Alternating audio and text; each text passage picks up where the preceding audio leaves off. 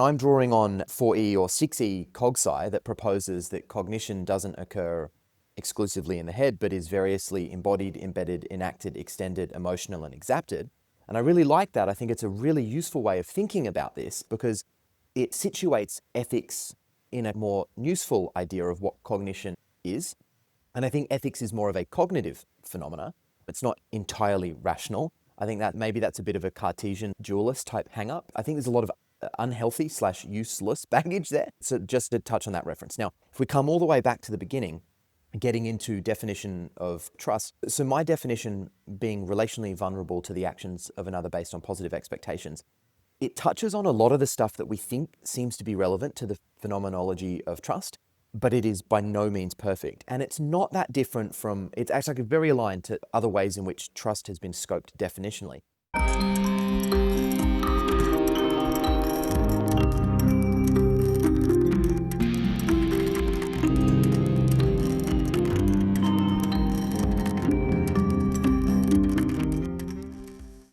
Welcome to episode 32 of Humans on the Loop, where we explore the edge of the known and knowable and how to navigate our age of exponential technologies with wisdom.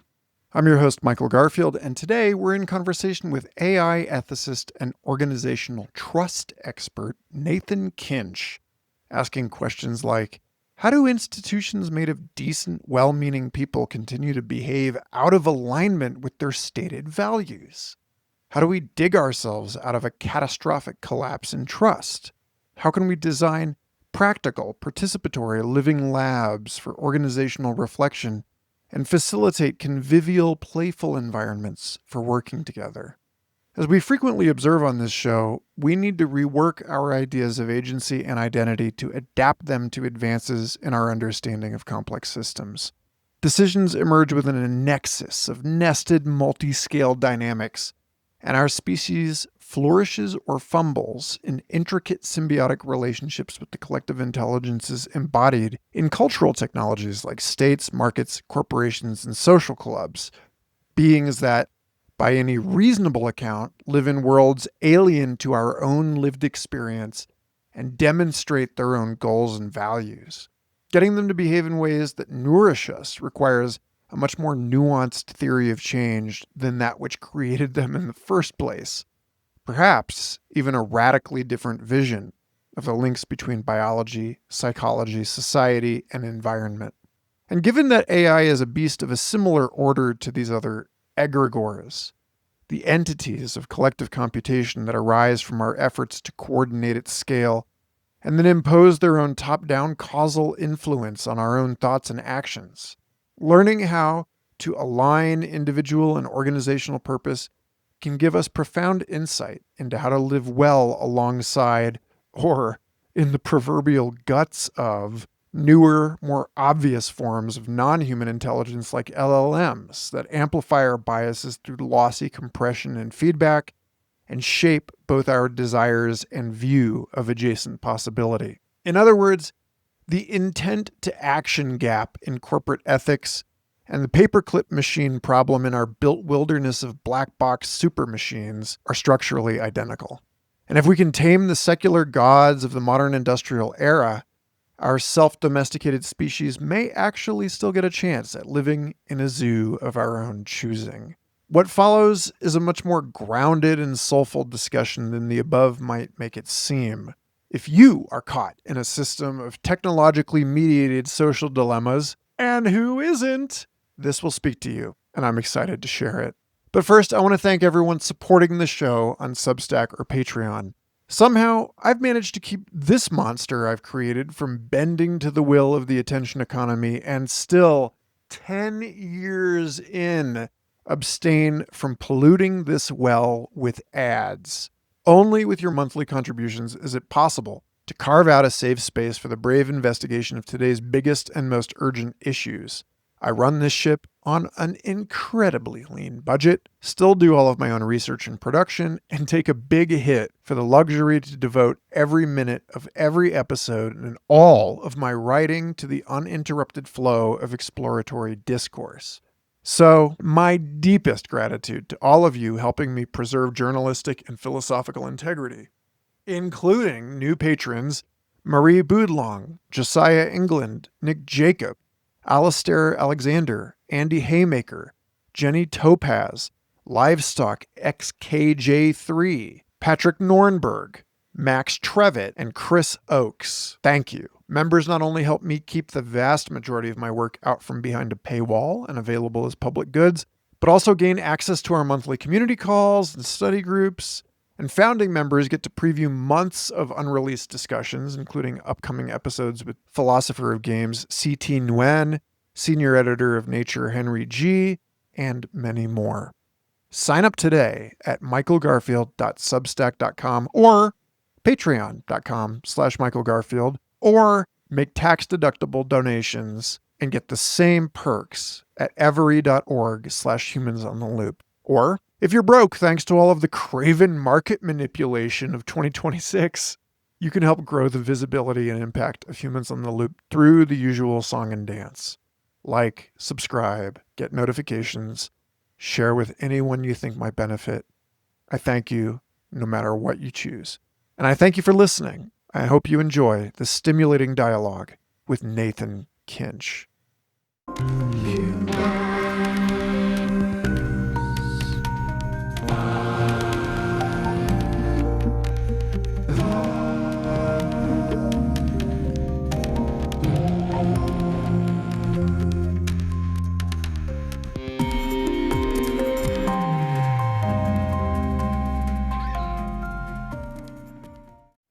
Awesome. Nate Kinch, you're on the loop. Welcome. Mate, thanks for having me. It's a great pleasure to be here. Yeah, I feel like this show is skewing heavily toward Australians and therefore represents not exactly a like in-network homophily, but a clear bias, a fondness or a shared aesthetic with kind of thinking. I think like when we first spoke, I said, for whatever reason, I keep vibing with these folks I find online and then realizing you all know each other and hanging out. Yeah, I think where I would like to start is by humanizing all of the ideas that we get into in this conversation by inviting you to tell your own story and filter that prompt through a focus on maybe early life events that have shaped your light cone of attention on complexity of our world, why it is you care about what it is that you care about, why certain events in your life have inspired and motivated you to be passionate about ethics and everything else, trust and all the stuff that we're going to talk about today.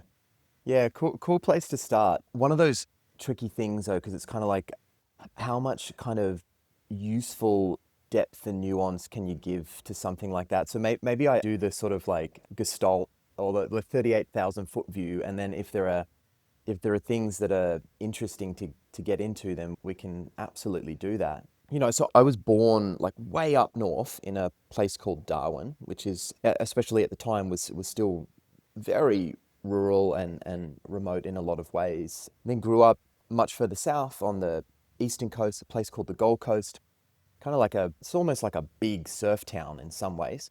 And since then have had the good fortune of living and working all around the world and now reside in Melbourne.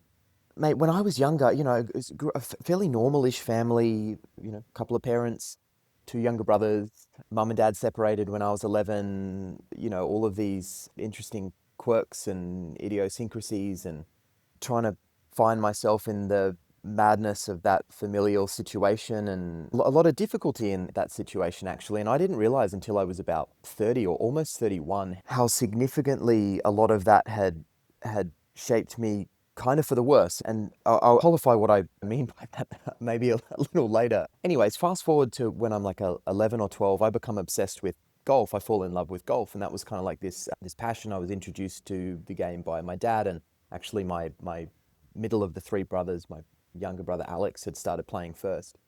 And I then went on this journey to try and become a professional golfer for lots of different reasons. And the simplest explanation in the end is I struggled with basically recurrent back issues from the age of 15. And it looked like I was probably going to be pretty good and maybe could have quite a decent professional career. But by the time I was 18, it's like I wasn't getting better. I was in pain all the time, constantly having to take time off.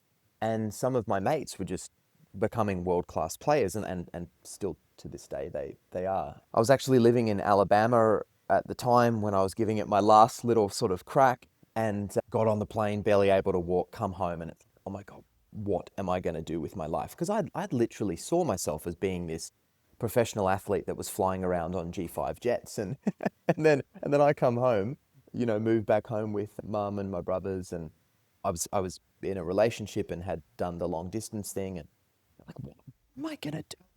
And I had absolutely no idea, because I suppose at the time a very immature sense of my own kind of like identity.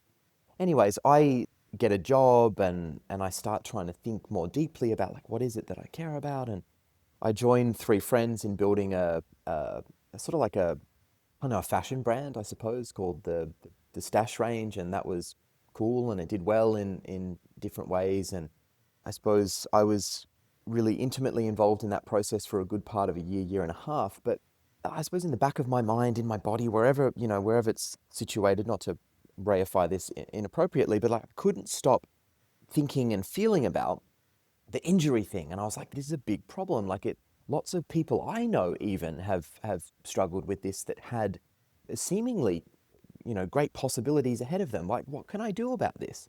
And I'm maybe 19 at the time, and I sort of go, I'm going to build a company that, super naive, super ignorant. I'm going to build a company that attempts to kind of like solve this problem.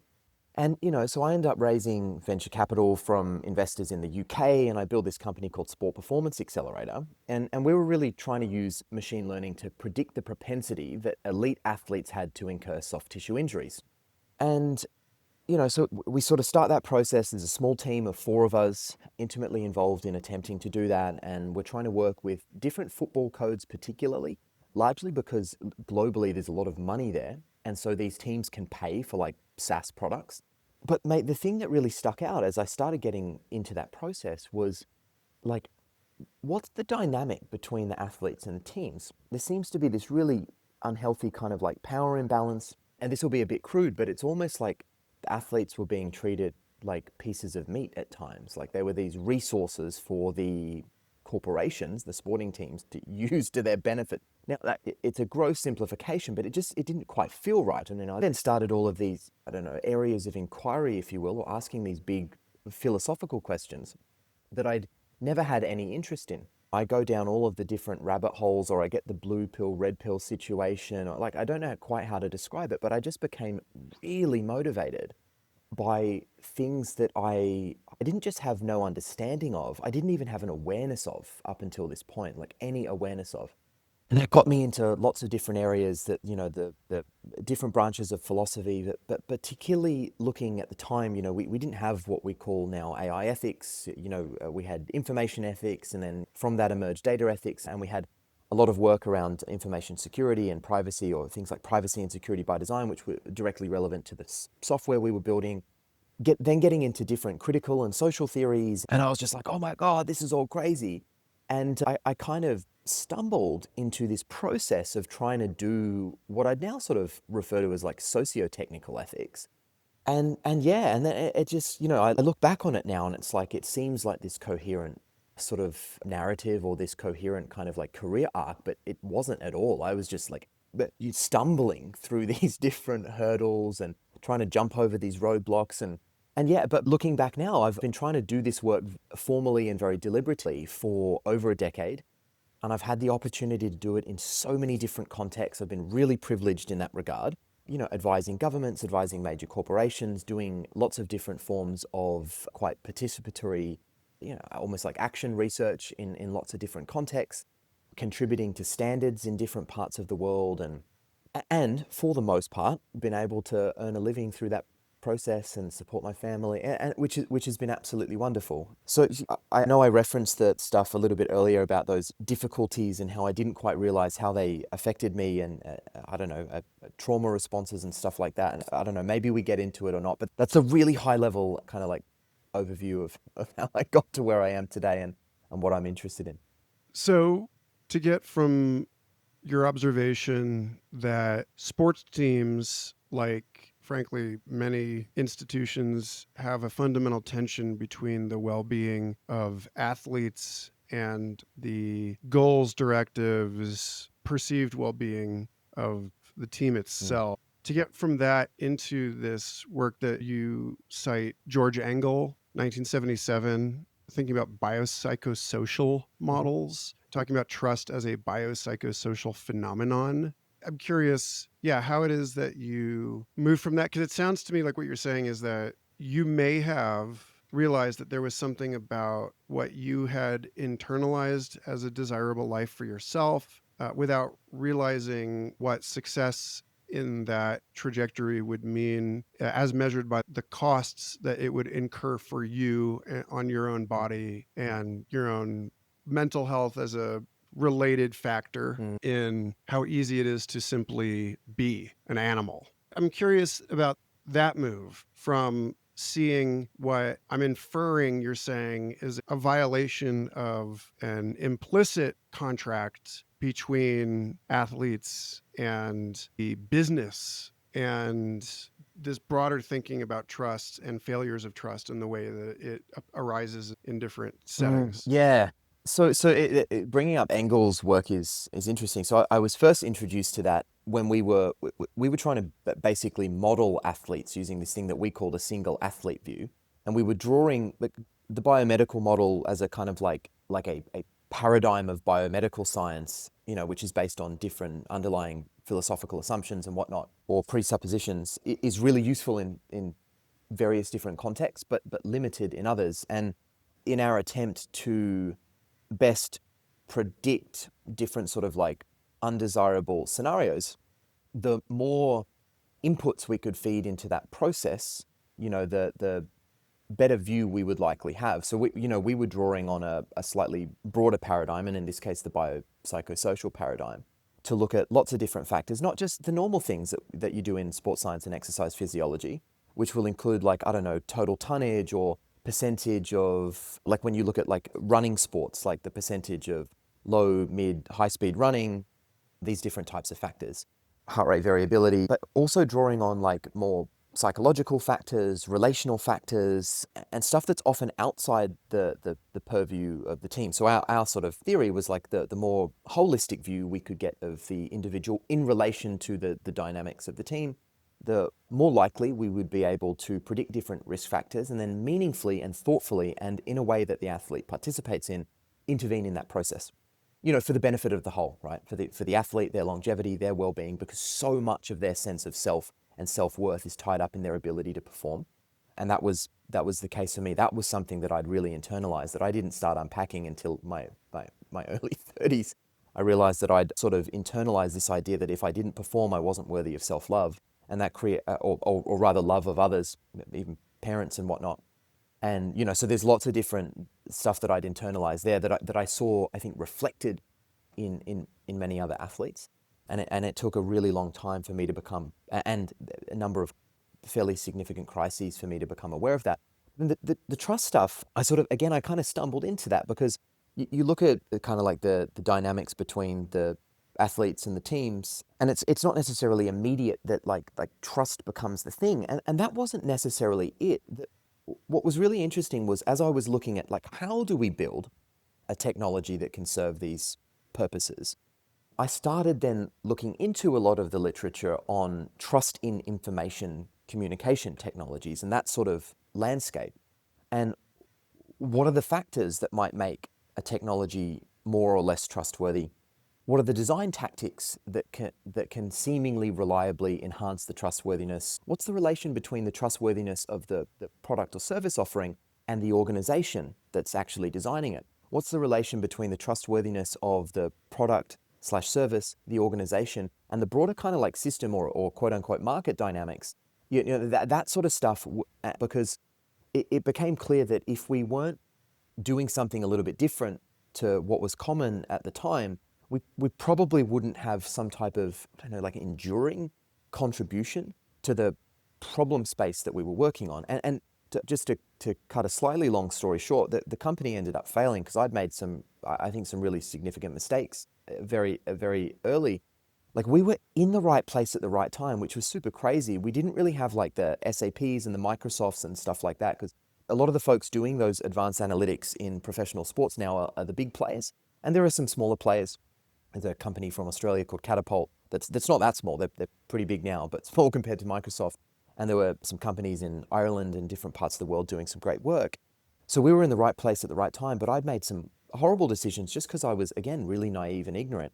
And we'd had a really messy cap table, and we had a couple of co-founders that weren't performing, and the board wanted me to fire them, and I didn't quite know how to do that. And that meant that because we didn't do like a proper vesting schedule in terms of equity allocation and stuff like that, we basically became uninvestable. And like, there's all this type of stuff that now I would never make those mistakes again.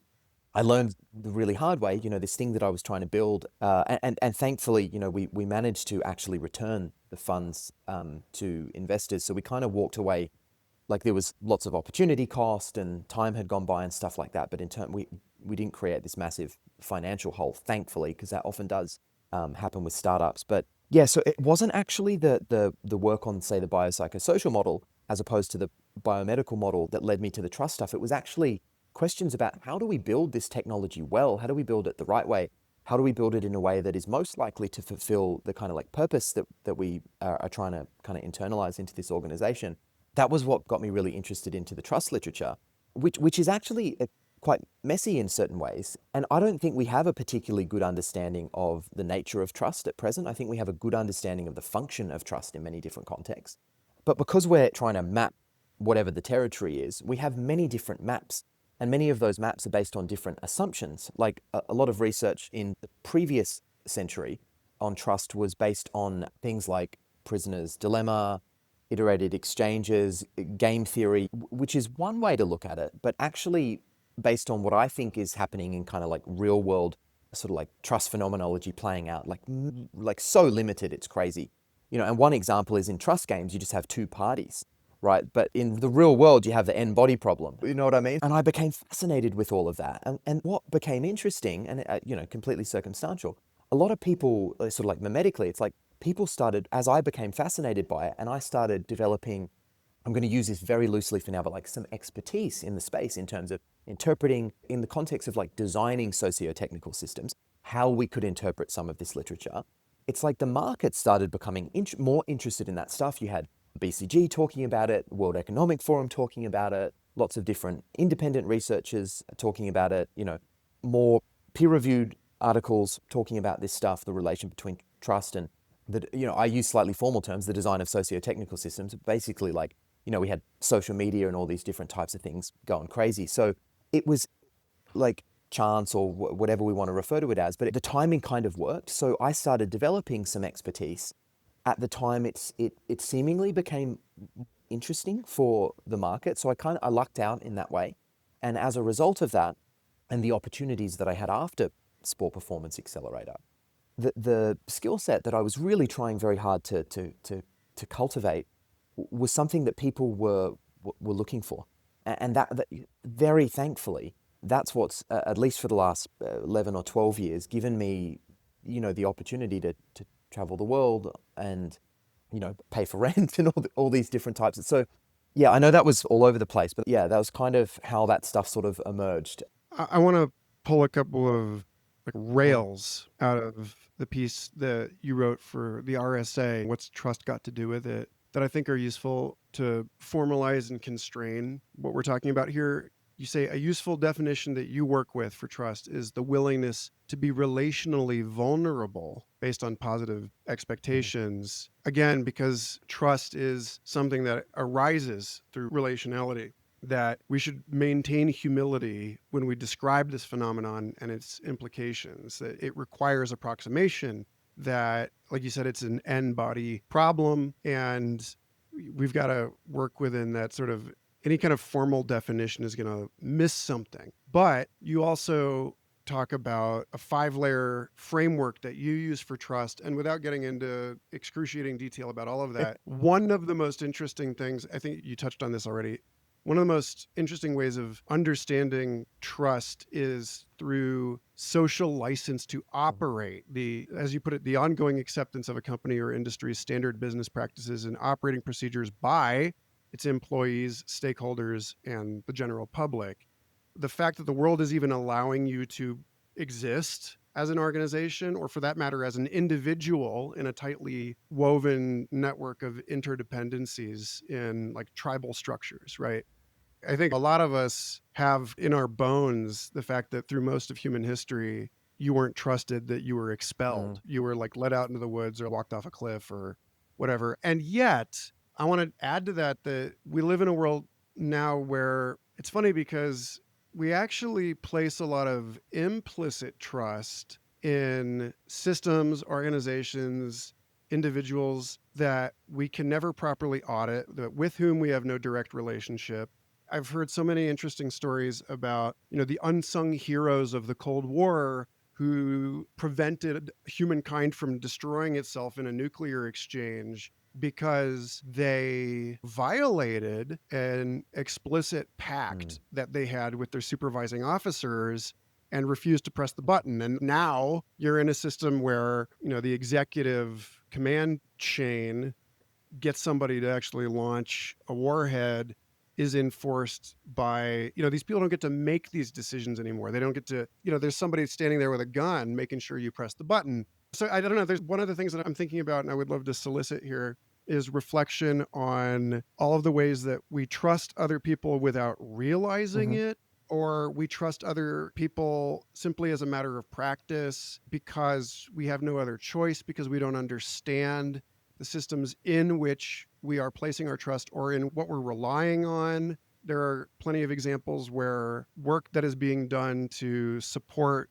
or protect others is done in secrecy as a matter of necessity. And I'm always interested in playing the devil's advocate and saying in the United States, a lot of people don't trust the Department of Homeland Security, but we don't know how many horrible situations have been prevented. To know that would jeopardize their ability to operate. We find it really interesting, speaking to the messiness of the calculus of trust, that I watch a lot of arguments on social media between people who, for instance, say that they've heard something about the cost in the utilization of water for computer cooling systems and say that therefore, given that everyone seems to be aware that we're on the cusp of a global clean water crisis, that certain computer operations upon which many of us do not even realize how dependent we really are inexcusable because they use too much water. But that claim is being made on a very low dimensional assessment, or electricity for that matter, that doesn't think about how much the systems that we're already using actually require. A lot of people are like, do you realize how much Bitcoin mining takes, how much electricity that actually takes? And then people on the other side are saying, do you realize how many resources it takes to enforce the value of the dollar through a global military presence, like backing up the value of the petrodollar with force, with one of the world's most, if not the most, polluting and wasteful systems we've ever known? I don't know. I'm like, again, I'm meeting your rant. Yeah, totally. I love it. But it's interesting because I think a lot of people I speak to would agree that we are in a crisis of trust, and that the crisis of trust has to do with how poorly we understand what we really depend on, what the work of other people in this massive and opaque infrastructure are actually doing, what the true costs of modern life really are. And that again gets back to at the very beginning of when you sign a contract, it looks really good. You see the dollar value and you don't realize what that contract is going to do in terms of reweighting your obligations that are distributed between your employer and your family, et cetera. So this is just an invitation to riff on humility and how we work through these complex or sometimes even just like totally chaotic places where we cannot make. It's funny because like your site, to just put a bow on this, you say trustworthy by design. Design is a funny thing. It's like one of the premises of this show is that no inventor really knows all of the ways that their technology is going to be reappropriated and put to different uses. down the line that William Gibson says the street finds its own uses for things. And you cite, in other work, you cite John Vervaeke and acceptation and the emotional as two of what you call the 6 E's, the 6 different dimensions where we can think about ethics and the way that all of this stuff is going on. So, yeah, Mate, this so yeah. take that where you will. Okay. I'm going to try and do this somewhat sequentially, if that's okay, because there's so much good stuff in there. But I reckon we can kind of tie some of it together. So yeah, so just really quickly on that last reference, what I'm attempting to do, because what I'm attempting to do with that is talk about what ethics is in a different way. So ethics being something like the deliberative process through which we reflect on our first order beliefs about what is good and right in an attempt to align our decisions, actions, and likely consequences to that which we believe to be good and right. So what I'm attempting to do there, because I think in a lot of the literature, when we talk about ethics, and many philosophers will claim something like, ethics, there's no space for emotion in ethics, and it's an entirely rational endeavor. And there's a lot of equivocation even in these areas. So we say ethics, but we might mean kind of different things, and it does get used sort of differently. Sometimes morals and ethics are used interchangeably. I actually sort of draw a distinction between the two, morals being those kind of like first order deeper beliefs and ethics being the deliberative process. And there's hopefully, if things are working well, a really nice relationship between the two. Through this deliberative process, we're reflecting on our first order beliefs, what we believe to be good and right, etc. We do stuff, we see how it works, it refines what we believe to be good and right. And I'm drawing on 4E or 6E cogsci that proposes that cognition doesn't occur exclusively in the head, but is variously embodied, embedded, enacted, extended, emotional, and exapted. And I really like that. I think it's a really useful way of thinking about this. I'm not saying it's right, but I think it's a really useful way of thinking about this because it situates ethics in a more useful idea of what cognition is. And I think ethics is more of a cognitive phenomena. It's not entirely rational. I think that maybe that's a bit of a Cartesian dualist type hang-up. I think there's a lot of unhealthy / useless baggage there. So just to touch on that reference. Now, if we come all the way back to the beginning, getting into definition of trust. So my definition being relationally vulnerable to the actions of another based on positive expectations, it touches on a lot of the stuff that we think seems to be relevant to the phenomenology of trust, but it is by no means perfect. And it's not that different from, it's actually very aligned to other ways in which trust has been scoped definitionally. What I'll do really quickly is just talk about a few key concepts in trust. So we have this idea of like the mental process that leads to a trust judgment. And that's what most people think of when they think of trust. They think, oh, I'm assessing the trustworthiness of the other party and making somewhat of an informed decision about how to like relationally engage with them. And that does seem to be a really important component to this biopsychosocial phenomena or transjective phenomena, however we want to describe it, that is trust, or the thing that we're calling trust, rather this process that we're calling trust. Another important concept is what's called trust propensity. And trust propensity is almost like the foundation upon which an individual engages in that mental process to assess the trustworthiness of another party that they want to relate to in some way, shape, or form. And that seems to be impacted by like everything, our entire historicity. And so this huge individual variability, but we also see important cultural differences and stuff like that in terms of trust propensity. So trust propensity is really hard to usefully model because of all of these different variations down to the level of the individual. And if we say that an individual's historicity massively impacts, and we think it does, massively impacts trust propensity, then again, it's really hard to sort of computationally model this stuff in a population.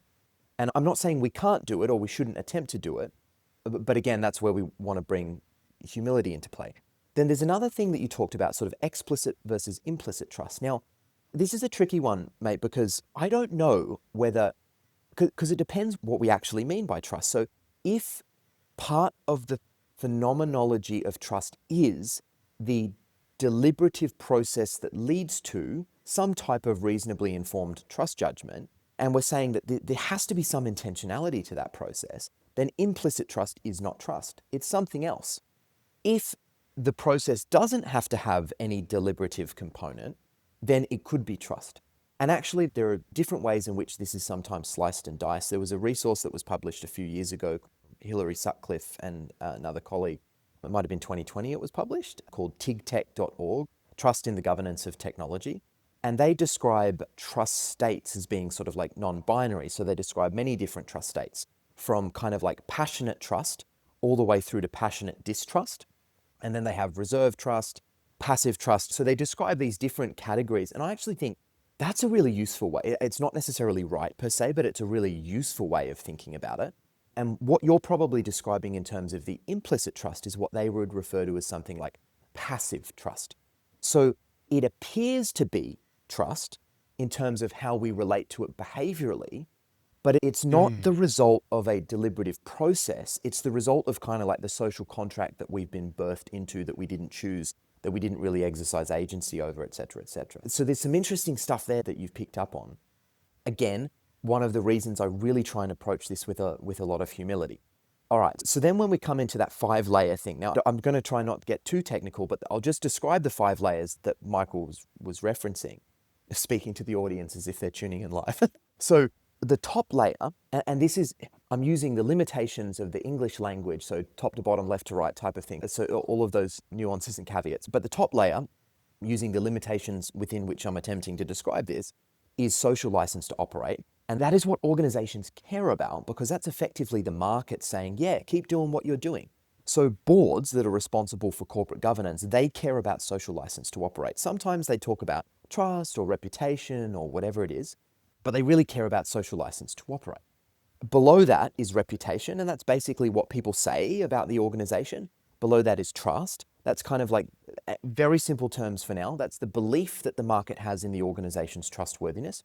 Below that is organizational features of trustworthiness, specifically the organization's benevolence or lack thereof, integrity or lack thereof, and competence or lack thereof.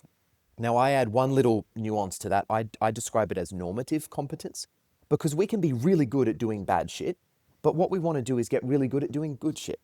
And then below that, I talk about ethics, this deliberative process of reflecting on our first order beliefs. Now, organizations, they want social license to operate. And often they try and get it by going out into the world, by changing their messaging or trying to understand their customers differently or whatever. I think they've got it the wrong way around. My theory is basically that in order for an organization to benefit from favorable social license to operate, the best way to do it is to start within the organization, to reflect on its character and to better cultivate its organizational character. So we do that by deeply reflecting on our values, what we believe truly matters. We use that reflection on our values to inform how we do the process of ethics better. By doing the process of ethics better, we're more likely to build these organizational features of trustworthiness, more likely to consistently express benevolence, integrity, and normative competence. By more consistently expressing benevolence, integrity, and normative competence, we give the different stakeholders that we serve and that we relate to good reason to trust us, to pass these favorable trust judgments. Trust and reputation, in a very simple sense, are maybe two sides of the same sort of coin. So trust being kind of like the belief in the organization's trustworthiness. So again, it's about what people are believing in a very simple sense. And reputation is kind of what people are saying. And those two things seem to be tightly correlated. Like if you believe an organization's trustworthy, when you're talking about them, you're probably going to talk about them rather favorably. So again, there's a seemingly tight relation between the two. And what I propose, again, in a very simple sense, because there's heaps of nuance to all of this, and I try and approach it with as much practical humility as I can, because you don't want to have too much epistemic humility, because then you can't act, right? So it's kind of that balance. But the combination of trust and reputation basically equals social license to operate. So that's the kind of organizational design approach that I take. I go, I know you want this. You want favorable social license to operate. Here's my empirical reasoning for not starting outside of the organization and encouraging us to come in and deeply reflect on our character and yada, yada, yada. I think if we do these things reasonably well, we have good reason to believe that these are the types of effects we will see outside in the world. And here's the, sequential approach that I would propose said organization in order to, cultivate character, get better at the process of doing ethics, build these features of organizational trustworthiness, express them out in the world consistently. And then these are the things that we want to pay attention to or observe or approximate out in the world to try and determine whether or not this inner organizational development is having positive outer world effects. Hopefully that builds on some of your riffing in a useful way. And you can get really technical and, I'm drawing on all these different theoretical contributions and here's how they relate to one another. But I found that to be actually quite a nice way to talk to boards and executive committees, because I can end up using reasonably simple language. I've got this 5-layered system. You want this thing out here, but the way to get the thing out here is to start down here, and then we basically work up. And they're like, that makes sense. And then we can start, situating different investment or resourcing decisions and the way in which we do it. We don't want it to just be top down. We really want it to be quite wholesome. It's like top down, bottom up, it's middle in and out. So we want it to be reasonably diverse, inclusive, participatory, etc. We can start with just a slither of the organization, in fact, which is one of the ways that makes it more approachable for orgs, because they're always doing organizational transformation, but they're never actually doing organizational transformation, because it's always the McKinsey approach to organizational transformation or whatever, which I don't think tends to be a particularly systems literate approach. It tends to be quite mechanistic. It doesn't tend to be particularly efficacious as a result. An organization is more like an organism than it is like a machine. But one of the ways that we can do it is we can say, hey, there's this part of the organization that we're actually going to treat as its own sort of whole, and we're going to test this stuff with. And if the effects are reasonably favorable, then we can start integrating that into other parts of the organization or internalizing that. So yeah, that's my riffing response to your riff. Hopefully that helps. Yeah, there are a lot of ways I could come into this. I think what I want to focus on that you mention in another RSA piece on 3 reasons why AI ethics is struggling, to narrow this into the show's principal focus on technology and the way that we think about, the way we theorize and practice technology, and how the built environment constrains or affords different ways of thinking about who we are, both individually and collectively, and what is possible in that. Because we're spending a lot of time talking about failures of trust. Let me start with an example of when I talked to Rajiv Sethi, the economist, on police violence, and we were talking about the ways that a history of deepening distrust between police and the people whose job it is for them to protect leads to situations where crime gets worse in an area because people don't expect the police to respond appropriately when violent crime occurs. And so more violent crime occurs because people feel like they have to take it into their own hands. Criminals act with impunity, or vice versa, that the police feel that they can violate the rights of citizens with impunity. And so this leads to situations where trust is incredibly difficult to rebuild.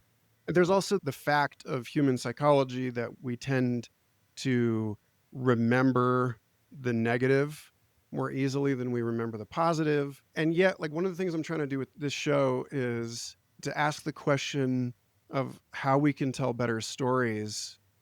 It takes a lot of work, even in a marriage, to start from the place, in a case where it is, at least on first approximation, a 2-body problem. You're saying, like, I trust you and you trust me, and we've exchanged vows. We're going to assume that we are in this together, and yet everybody comes into these relationships with baggage.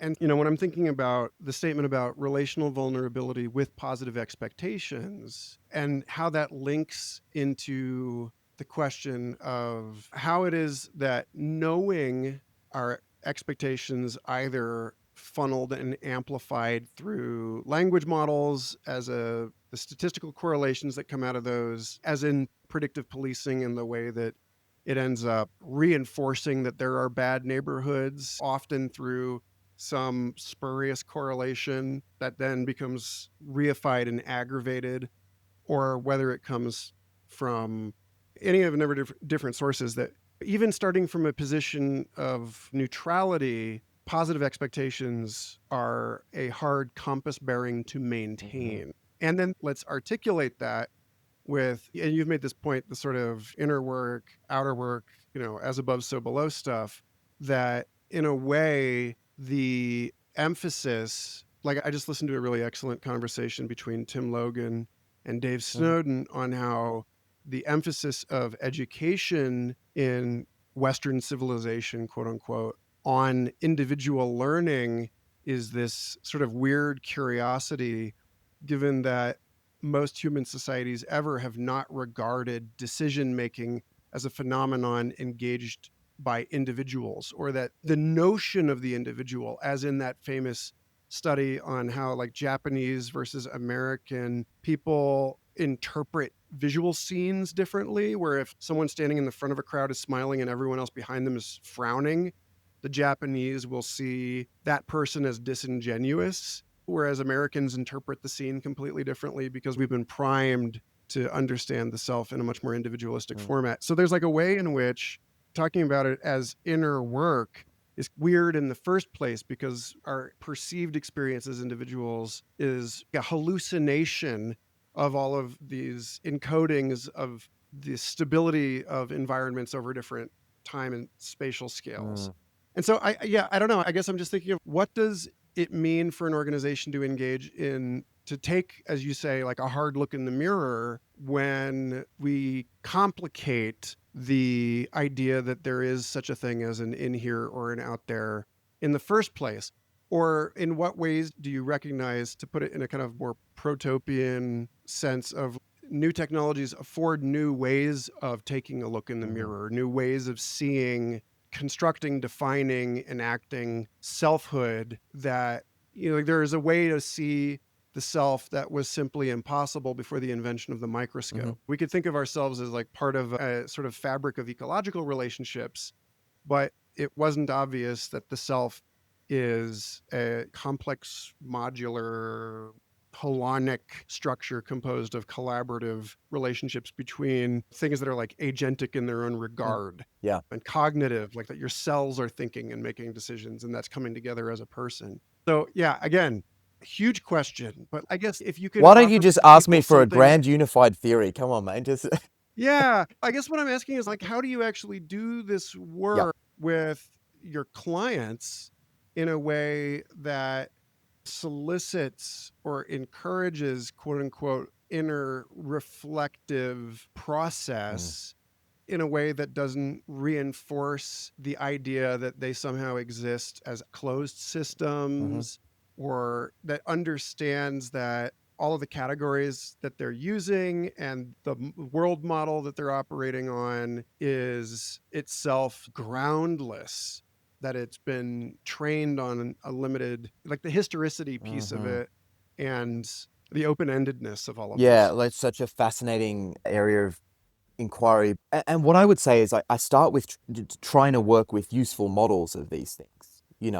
I'm not trying to sort of like overly ontologize them, but let's take it like a sense of what self is in the context of a quote unquote individual, as in you or me, as this sort of like complex, technically multi-species biological organism.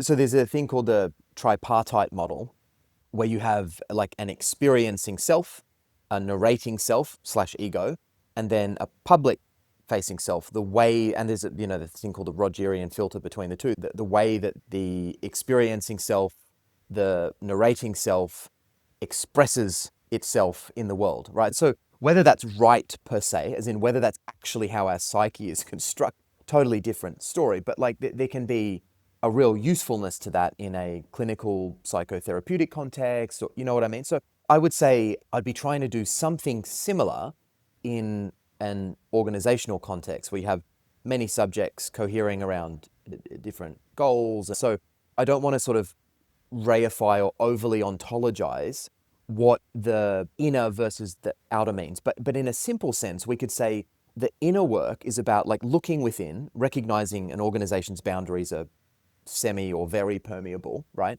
Looking within the organization, which means like, how does the organization describe its purpose? What are its incentives and disincentives? What are the implicit and explicit sort of like cultural artifacts that seem to be most impacting the way that people think about themselves in relation to this subjective thing called the organization?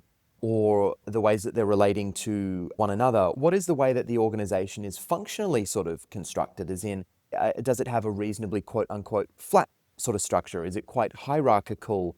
Recognizing hierarchy seems to be sort of property of the universe, but using that in the more mechanistic sense in terms of command, control, predict, control, sort of hierarchical sense. So taking those things into consideration, it would be playing with that stuff as well as possible. So let's try and make this practical. So let's say there's an actual activity, and the activity is the equivalent of the kind of like the you or me looking in the mirror, looking into our eyes and engaging in that type of process, right? That hard look in the mirror. So we might say, so first of all, the organization has to commit to doing some type of metacognitive or reflexive or self-reflective type of work, right? And there's a process through which I would attempt to support an organization in becoming agreeable that that is, in fact, really valuable. That's not always successful. But let's just say it is. Let's say the organization says, all right, we're going to take a hard look in the mirror for all of these different reasons. And some of them are because maybe we have some moral dissonance within us. This is really common within an organizational context. The values that people have as individuals, the things that they believe truly matter, often come into direct contact, and it's an unhealthy tension that's often unresolved with the things that the organization values. Now, not necessarily what the organization says it values, but what it enacts. Now, and I'll clarify this really quickly. So there's a body of work led by Donald Sull at one MIT Media Lab that was published in 2020 that looked at the relation between corporate value statements and kind of like corporate conduct. And they don't even reckon there's a statistical correlation. So most organizations have these really nice sounding value statements, right? Like we care about integrity or diversity or whatever it is. But then the way that the organization sort of collectively behaves, like its culture, doesn't seem to accurately reflect. And this is endemic, right? This is everywhere. So we would bring a group, like ideally something like a representative sample of the, using these terms, employees of the organization into some type of sort of like fairly dialogical setting, right? And let's say I don't know, I'm just going to really simply describe this. It's like over the course of 5 weeks or 6 weeks, there's a little bit of prep work. There are 5 2-hour dialogical sessions, and then there's pre-post preparation integration between the sessions, right? And there is some sort of way to observe what's going on, like capture, document what's going on, and reflect on that through the process. And let's say there's 25 folks that somehow usefully represent the diversity of the organization in terms of worldviews, functional areas of expertise, functional goals, contributions to the whole. You could maybe have a couple of board members, 2 or 3 executives, and then within the hierarchy, people who are quite senior, people who are quite junior, then across the organization, different functional skills, right? So you bring them in. Now, I'll also add, it's doing this in an organizational work. It's better if you have folks from outside the organization too, because they provide a different way of looking at what the organization is, what its purpose is, how it can enact that, whether it's doing a good job presently, et cetera, et cetera. But push that to the side for a moment. So let's say the first session is something like reflecting on the organization's purpose for existence or mission. And there is some type of radical organizational self-inquiry that asks, how well are we fulfilling this? Like we say our purpose is to connect the world, or I don't know, whatever it is, right? Or organize the world's information, or whatever the purpose statement is or the mission statement. And those two things can probably in this case be used somewhat interchangeably. How well is the organization doing that? And there would be some type of dialogical practice. If you've got 25 people, maybe they're broken down into 5 groups of 5, where there are sort of prompts, there's some type of facilitation, and there's also meaningful sort of self-organization. That process is documented and then reflected upon by the group in some way, either during that session itself, depending on how the 2-hour session is structured, or afterwards, right? And through that process, the organization will have some type of sense. It's not perfect, but some type of sense. It's at least a more explicit sense of whether the organization is doing a good job of enacting its purpose or mission, right? Then we can start diving deeper into that. We can say, all right, well, what are the ways in which we can more effectively enact our purpose or mission? Well, we can try and express and enact our values more consistently. Well, what are our values? Well, we say they're these things at the moment, but are they? And what's the relation between our values and our behavior at the moment? Because we're behaving in all of these different ways. but they don't seem to be a particularly good reflection of their value. So going through this process, right, and you might do it multiple times. What I would hope we come out of that process with is a clearer view of whether we are being purposeful, whether we have integrity, as in, is there a tight relationship between what we say we value and how we behave? If there is, to what extent? If the gap's quite significant, what are the things that we think we can do to try and start closing that? And then the outputs of that process hopefully can start affecting things like, well, what the values are in the first place and whether they need to change or evolve or be communicated, expressed, integrated, enacted in different ways. Then there can be more functional stuff that comes out of it. Well, shit, we've got these values, but actually our explicit and implicit incentives and disincentives structures within our organization are contradicting those at the moment. All right, well, let's start playing with that. And there are lots of different ways that you could look at how do you start attempting to enact some changes within the organization. I'm not going to dictate the ways in which that can be done because there are so many different ways to do it, many of which I'm obviously not aware of. But, so I'll have my preferences or proposals for how to do that. And then that body of work can get communicated throughout the organization. Ideally, it starts becoming like a living thing. So one of the things I do, for instance, Michael, with, say, AI ethics, I've been doing a lot of that AI ethics work for more than a decade. It didn't even used to be called that, but, is try and build like a living lab, like the socio-technical architecture of a living lab, so that this process isn't just one and done. It's something that we participate in sort of like a longitudinal way.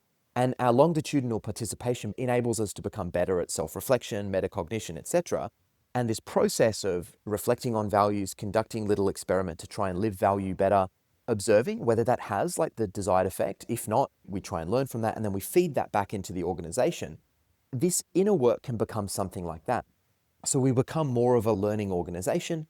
And that's the type of thing that I'm talking about in terms of the inner work. And hopefully if that's done well, that can also encourage the individuals. And, there are important preconditions. Like if the people participating in this process don't genuinely believe that they're safe to authentically express that, that like it's a non-starter, right? So there are certain almost like preconditions of this being quite a healthful process. And we want to do upfront work to try and get a sense of whether those conditions are true or false or whatever. It's a little bit complex, it's a little bit messy, and I'm not looking for perfect, but I am looking for a lot better than it's previously been done. Commitment to the process, commitment to each other, commitment to kind of like honesty and integrity within the process. And it's my hope that if we start those processes in kind of like a micro way, that they can evolve to become a more kind of like active part of how the organization as a whole kind of like operates, interoperates, etc. And that in doing that, we're probably going to, over time, improve that, and I'm anthropomorphizing to some extent here, but hopefully you take this with lots of salt, improve the character of the organization over time. And as a result, probably improve the inner workings of the organization, like how all of this stuff actually works, how we collaborate, the tools and processes and practices that we use, the way that we incentivize and disincentivize. And through that process, hopefully we see like a positive correlation between what we call inner work and the effects that the organization has outside, as in like what its products and services do for the people who choose to use them, whether it's reducing its scope 3 emissions or its effects on planetary boundaries, that type of stuff. Hopefully that's, an appropriate response to, yeah. It's tricky, right? Every day I'm learning, I think, how to do this better. But I know within myself that I think I have some good practical ideas, and that's based on a lot of theoretical contributions and then me just trying to integrate them every day over the course of my career. But yeah, I hope what ends up, I look back on the work I was doing 5 years ago and I'm like, ugh. And I hope in 5 years I look back on the work that I'm doing now and I'm like, ugh. And I think that's a good approximation for the fact that I'm working through this process reasonably wholesomely and I am actually learning and becoming less susceptible to that sort of Dunning-Kruger effect, right? Yeah, I guess I want to ask another related question, which is equally tricky. And it's about, as you put it, the longitudinal relationships in some sense afford a longer, like you have more time to try things out, to explore, to adjust and correct. But often, okay, so there's a tension that I want to call you into to talk about, which is that a lot of what remains fixed in our relationships is like non-consensual, Mhm. or it's based on a matter of dependency or need. I'm thinking really specifically about an article that Cory Doctorow wrote on why he will never join Blue Sky, Mm. because it's not a federated platform. And he already learned from Twitter that he's like, I'm stuck on Twitter because the cost of exit is too great. This is true of lots of us with social Totally. The media. lack of And I think about interoperability. this. Yeah. Yeah, I think about this like about switching Mhm. costs. And years ago, I read a comment on, you're talking about these like toy models that don't really explain things, about The Tragedy of the Mhm. Commons by Sylvia Estrella et al. It's called Environmentally Mediated Social Mhm. Dilemmas in Trends in Ecology and Evolution. And they noted that this idea about the tragedy of the commons is based on some inadequacies in the model, one being what co-author Michael Hochberg called perpetual interactions in a given space. So this gets back to the issue of switching costs. Like the tragedy of the commons assumes that no one can leave. And so part of it has to do with, like you were saying earlier, about implicit versus explicit. You don't really have trust between parties if people can say no. Mm. It's like this idea that we're saying yes to adoption of new technologies assumes that it's possible for someone to participate in the economy without a smartphone or without using AI or these kinds of things.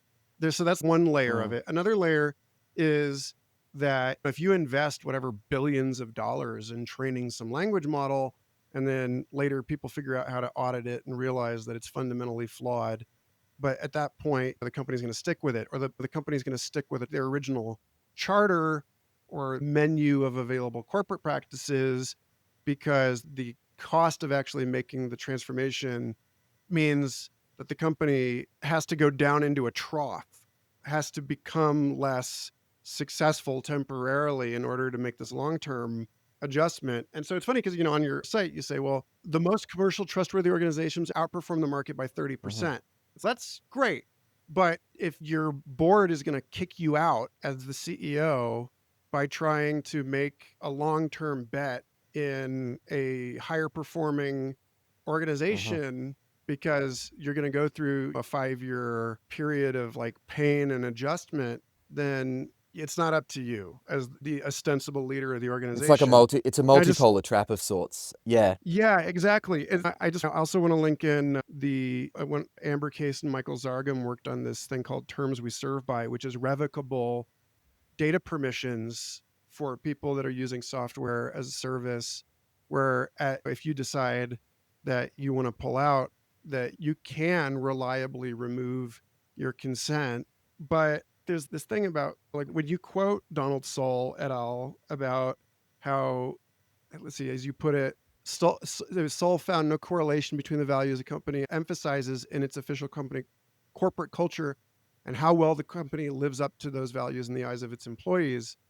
And when I talk to people again and again in this show about, well, I would like to make sure that my buying patterns or that my voting patterns or that the way I live in this world is a net positive to all the systems of which I am aware, the relationships of which I am aware, but I still have to live in a flawed Totally. system. And so all of us, be we people, teams, companies, states, are compromised in this way. And that, I guess, the tension that I was originally calling you to was that if it's easy to exit, then it is also easier to just say, screw you, and not participate in these long relationships in which you are learning about one another and developing trust. So, in a weird way, like, there are factors that actually afford trust at one level, because you know that this is a relationship founded on consent because either party can pull out at any time.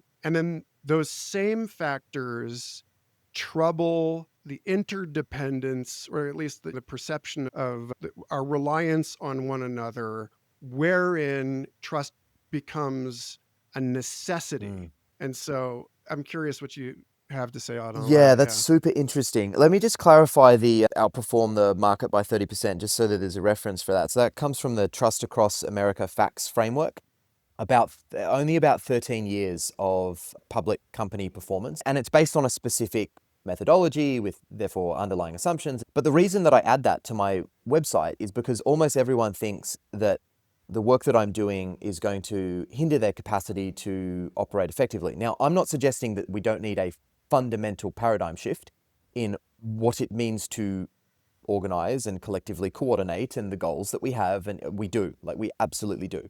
I think if this current paradigm of corporatism continues, then we won't continue. And I know that's a huge claim, but I think there's a lot that we can call upon to justify such a position. But I don't think it necessarily has to be that way. And I know I don't have all of the answers about the future. So I don't want people to think that this work is anti certain types of performance.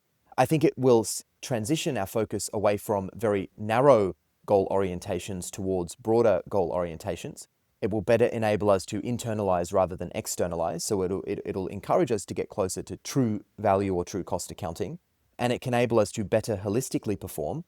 But yeah, so I just wanted to qualify that because I think referencing is important.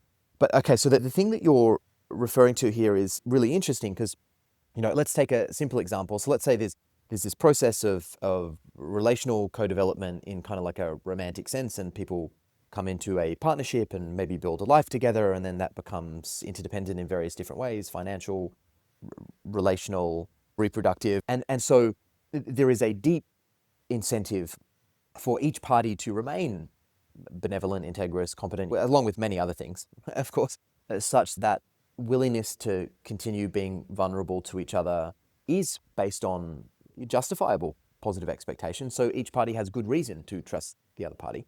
That's an interesting example there where the more into it we are, the more incentive we have to keep trusting. But it's probably also still based, I think, in many healthy relational contexts on the possibility that if it really isn't working, that we can divide and do so in a way that's reasonably amicable. And the interesting thing about that is there isn't necessarily, hopefully, and there is going to be in some context, a significant power imbalance between the two parties. Now, there can be in a financial sense, and depending on the part of the world that you're in, gender can make a difference. And we don't live in this perfect world where everyone is treated equally and beautifully. And I'd love to imagine that one day we could live in something closer to that. But in a person-to-organization relationship, the power imbalance is so wild, it's crazy, right? There's so much information asymmetry, like there's such a big resource divide. Like you're engaging in a relationship with a bank. Like the bank is this multi-billion-dollar corporation that has so much of a capacity to act in this world relative to you. It's crazy, right? And this can get us into, and I've done a huge amount of work on consent and permissioning in the personal information economy for the last decade or so, working at the very leading edge of that in life management services and personal information management services and digital identity and self-sovereign identity and all of these different types of things. And working to improve the ways in which, in a socio-technical system, individuals can healthily relate to organizations, where there can be meaningful mutual progressive disclosure that is met with information exchange. And when a relationship inevitably eventually comes to an end, that there can be parting of ways that is healthy and amicable and respectful. But which brings us to limitations of consent, and many of which are epistemological, because a lot of the literature on consent, it's largely based on stuff like rational actor theory, which is ridiculous. How consentful a process is, I think, needs to be more grounded in real world stuff. And this is where literature on things like behavioral economics and cognitive psychology and stuff like that brings more nuance into these equations. But yeah, so the area of inquiry is really interesting. I don't think there's any particular thesis statement or anything I have that can simply clarify my views on this complex area, but maybe I could share some learnings about the work that I've done in this space. So Nora Draper, I think, is the lead author. There was a paper, maybe 2016 or 2019, titled "How Corporations Cultivate Digital Resignation," something like that. I think if you search for it, you would find it. I'm not sure if that's the exact title. And what this was basically about was this idea that organizations, through various different tactics, techniques, etc., exert these power imbalances in such a way that people don't really have choice. When there's a new social network, because of network effects and all these different types of things, it becomes almost impossible in a practical sense for people not to participate, because otherwise they get ostracized, It can erode certain aspects of the well-being. Obviously, participating in the platform can also erode certain aspects of the well-being. But the idea is that corporations are really doing this knowingly, and I believe this often to be the case. Now, I'm not suggesting that individuals within most of these corporations are acting nefariously. My experience is the opposite, actually. At almost every level of most of these organizations, you have good, kind, caring people who experience a lot of moral dissonance in their daily work because they think that the way that the corporation is acting at large is actually at odds with the way that they think it should probably be acting, but they also feel that the organization is locked into a trajectory. Oh, well, no, the corporation's purpose, the business of business is business, and this is what we have to do, and so they sort of justify for the organization. And I'll wrap up this point by saying there's a body of work that I did for the CPRC here in Australia to try and better understand the inner workings of the programmatic advertising industry and the ways in which that influences people's lives. And I did that with a couple of colleagues, Matthew Mitka, who you know, and another colleague, Nadia Lee. And what ended up coming out of that was this really interesting sort of like sequential mental model that people go through. So when people are engaging with these complex information ecosystems, we did this sort of like blended hybrid research methodology where people engaged unimpeded in these workflows that were enabled by these complex information ecosystems. And then after the fact, they go through the same process again. And we described what is actually going on under the hood to sort of surface the quote unquote black box that they were experiencing in this case. And it was absolutely fascinating to see how people relate to what they feel are very creepy data processing activities. But what's interesting is even though they believe that these processes are really creepy and not particularly normative, as in not what organizations ought to be doing because they're good and right, they actually believe they're creepy because they're kind of like bad and wrong. And not to suggest that's a binary, it's more like some type of complex spectrum. What they end up starting to do after they get into it is self-justifying the organization's behavior. And I've written a summary of that research that I could dig out and send you. And so they kind of go through this process of going, oh, wow, this is horrible. But, oh, yeah, but the corporation kind of has to do this. And I don't really have any power anyway. And so they become apathetic and they feel like they don't have power. And then they sort of reify that, right? Like, so they feel like they don't have any power. So then they act like they don't have any power. And then when everyone does that collectively, organizations can continue doing what they're doing. And it's interesting because what if we actually stepped up and we were like, if we collectively coordinate as individuals based on our belief that these organizations are acting immorally in various different ways, holy shit, we could change the way that they act. We really could. Now, there are certain costs to us doing that. There would be a lot of disruptions, there would be a lot of friction, there would be a lot of tension, but we could in fact do that if we solved certain collective coordination failures. Right, big if. But I don't know, it's really interesting. And when you bring this into an organizational context, the people that work within these organizations often feel very confronted by this. They're like, yeah, shit, this is not ideal. But then they get stuck into that cycle of sort of self-justifying and then getting stuck on their sunk cost fallacy path and, oh, we're locked in here and, there are all these market dynamics and, whoa, if there isn't a strong enough regulatory driver, we're not going to change. And guess what? When there are these regulatory drivers like we're seeing with AI stuff at the moment, it's all opt-in and there's no meaningful accountability or oversight or recourse or consequence to organizations. So, shit, they're just going to keep doing what they're doing. And it's like, God damn, we're like a self-fulfilling prophecy. But if we're able to step out and go like, we could change the way that these relational dynamics work. We could change the way that organizations operate. We could change the way that we coordinate as individuals in order to try and encourage more normative kind of like actions from these big, powerful organizations. We could change a lot of stuff. I know that's not like a direct answer to your question, but it was more like playing with and then trying to build from. But I think there's something to that's really interesting and powerful. And although, our technologies are almost certainly, especially these ones, deeply axiological and we use them and they use us and our values are reflected in them and then the way that we use them and the way that they proliferate, encourages to sometimes reflect on our values and it challenges our values and sometimes we evolve our values. So all of that stuff is usefully true, I think, in that sort of sense. Like, it's like, but it doesn't always have to be that way. We do have agency. We can change a lot of this stuff. Organizations have the capacity without completely destroying themselves to progressively evolve the way that they operate in almost like a three horizons framework type of sense. They have their BAU, they know that BAU can't continue, they have some state of the future, and they can actively engage in increasingly H2 plus innovations Like there are lots of different frames of reference for how this can be done. And maybe over time, there can be this dynamic where trustworthy organizations are the ones that benefit. And Baroness Honora O'Neill, who's quite a famous British philosopher, she talks about this rather beautifully, I think, and she has a TED talk on the topic as well.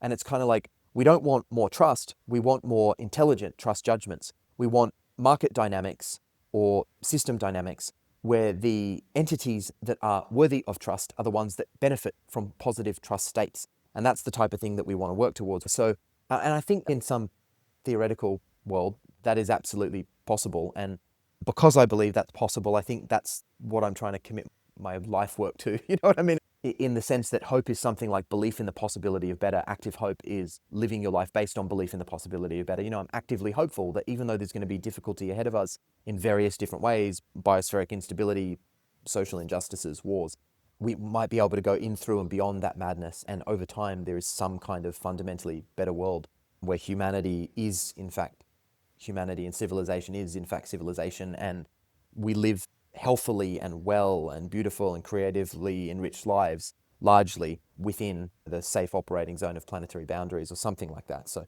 anyways, Yeah, that's great. I don't know if the last question I have for you, again, is I don't know if there's a way to answer this easily, but one of the dimensions or themes of inquiry for this project is about gaming and reward systems and addiction and economies of scale favoring convenience, low dimensional value, and like metric systems that tend to mine things out with diminishing returns. There's another way, and the way is like when you talk about Vervaeke and the inherently emotional dimension of cognition, one of the things I keep coming back to thinking about is how Emma Goldman, who says, if I can't dance, I don't want to be a part of your revolution. And this question of shifting the system, whether it's your own personal habits or whether it's the practices of an organization, often just seems like work. And the question is, how can we make it easier for people to regard it as play? Or technological adoption, learning, reskilling oneself is exhausting. How can we make it fun? Repairing trust in broken relationships seems like, why do I even want to relate to you at all? You screwed me. How do we elicit curiosity and make it interesting for people to engage with these situations for which there are no easy answers and you have no guarantee that there's a clean solution, and you realize that you're opting into something that is an ongoing process that may never find, an equilibrium where everyone just gets to say, okay, we're Yeah. cool. The last question I have for you is if you've identified any patterns in your work that excite, that stimulate people, that get people enthusiastic about doing this in the first place, then I feel like you will have offered some kind of insight into this much bigger question that I have about how we can design ethical games enjoying, quote unquote, saving the world, for committing to the stewardship of all of these different dimensions of our lives, rather than you talk about, it's like, it's not checking boxes. Totally. Checking boxes feels good because you feel like You've achieved you got it off something, the yeah. list. You've achieved Yeah. something. Like, how do you make it Yeah. fun to play the infinite game where the best you can really do is be like, I'm tired, I'm tapping out. I'll tap back in when I can because I love the game so much. Yeah, it's such a good question. I actually think in this context, Matt and Alia from Tethics are doing some interesting work. I don't know if you've chatted to Matt yet, but I'm sure he'd have a very interesting take on this, as would his colleague Alia, because of the socio-technical system that they're building. But it's almost like, how do we bring conviviality to the process? Well, I think it can happen at different levels. So one of the things that I find really interesting when attempting to do this in an organizational context is just get people out of boring buildings, right? Like, take them somewhere fundamentally different and make the environment more interesting, differently stimulating, playful, etc. It still be playfully serious, as in, like, you can be deeply caring about what you're doing, right? So that's one. And then the way that you facilitate within that environmental context can be fun. You can make humor okay. Like we can express ourselves in lots of different ways. But honestly, that's a really simple one. Like we can make the environment, the context, we can set things up like set and setting to be quite convivial. Because often when we think of ethics, we equate ethics to governance and we equate governance to boring as batshit. And it's basically some old people, and I'm caricaturizing here, but I don't think this is that far off what a lot of folks think, in some boardroom, making some very high profile decisions about things that have billion-dollar implications. And I think that especially if we're going to do this proactively, like I'm not saying there's some crazy scandal or something like that and a corporation's just going to go into the woods and take mushrooms. You know, not that mushrooms are necessarily the best way to have fun, because obviously that can be very difficult in different ways. You want to be prepared, but just let's like get radically out of our context and take our shoes off and be in the woods or on the beach or whatever it may be. And then within that environment, it's actually easier for people to take their work hats off and be a bit fun and playful. So I really like that approach. The other thing is, I think kids are really awesome at doing this. So that there's kind of like multi-generational approaches and places to intervene in systems. And within an organizational context, for me, the most reliable way to make it more convivial, get people completely out of their usual context, and then actually try and make the process fun. And then as a facilitator, I try and model those behaviors. I make fun of myself. I'm calling into question my epistemic limits and doing so in a playful way. So I'm trying to model certain types of behaviors and to suggest in a really embodied way and sort of like enact the conviviality. Like this is fun, this can be playful. And I find that much easier. I find that happens much more easily for folks when they're outside of their work context. Because it's almost like the way that through that Rogerian filter, the way that our experiencing self and narrating self expresses itself through its public self, because public self has many different domains, dimensions, representations, etc.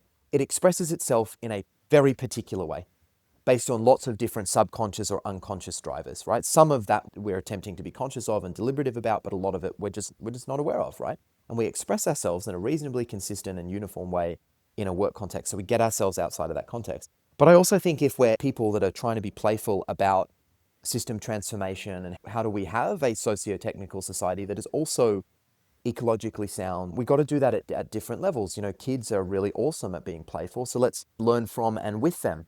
I have a 6.5-year-old, like she would have no problems, like with her friends doing something that is truly convivial and laughing and being hysterical. Comedy is one of my most important kind of like outlets. And not everyone understands that, and that's not necessarily going to be for everyone. And everyone's comedy is somewhat unique and slightly different, which is one of the challenges for professional or even amateur comedians, right? You have 100 different sense of humors in the room, and you're trying to find a way to bring joy to all of them. But I like to bring humor and silliness and even like use a lot of profanity, and Australians are known for that, and so there's a social affordance there. But like, so I actively try and bring comedy in, and you of course want to be sensitive to the context and the subjects and stuff like that. That is really important. But yeah, so that's something that I do personally. I'm not suggesting that others should, but I feel quite comfortable being a bit comedic. And Rachel Donald and I, when we were talking on really awesome Planet Critical podcast and publication, like we were talking maybe after we rapped about this idea of being a jester, and I sort of look at myself a little bit that way. And you look at the role that jesters have played historically, it's really interesting. They were able to speak truth to power using playful sort of comedic practices. And it held up a mirror to these people who are in these positions of power, and it eroded some of that hardened surface that they often have. So those are things that I do. I don't know whether they'll work for others, except I would strongly advocate for the get people way outside of their typical context and then try and facilitate in a way that is playful and interesting and then ecologically appropriate. Like if you're at the beach, it'll be different to being at the forest, in the mountains, or at a lake, I found that to be really effective. And then I add a few other things like, the playfulness of a kid or a little bit of comedic inclusion. I really like that. And maybe that could work for you as well. Yeah. What is the one thing that we can change to shift perspective and process without making everyone nervous that we're removing a load-bearing pillar? Yeah. Yeah. Well, this is awesome, Nate. I really appreciate you taking the time. I appreciate the work that you're doing. I thank you for sitting with me for Thanks, this. mate. Likewise. The project overview that you shared of Humans in the Loop, I think is truly wonderful. It's sorely needed, and anything I can do to continue supporting, I will. Awesome. Thanks again for listening. If you enjoy this conversation, please consider liking, subscribing, and commenting on your favorite podcast provider. Humans on the Loop is made possible thanks to the support of listeners like you. Explore extensive archives and find the members-only discussions I just posted on Alexander Douglas's Against Identity and Wendell Berry's Standing by Words at http://humansontheloop.com. In our next episode, we are going back to our super trippy future fossils roots in our conversation with DMT neuroscientist Andrew Gallimore, exploring how brains make world models, how reality is metabolic, and why figuring out what's up with psychedelic entities matters to mundane technology discourse. If you enjoy bewilderment as much as understanding, you're going to love this conversation. Until then, take care, and remember, attention is our greatest natural resource.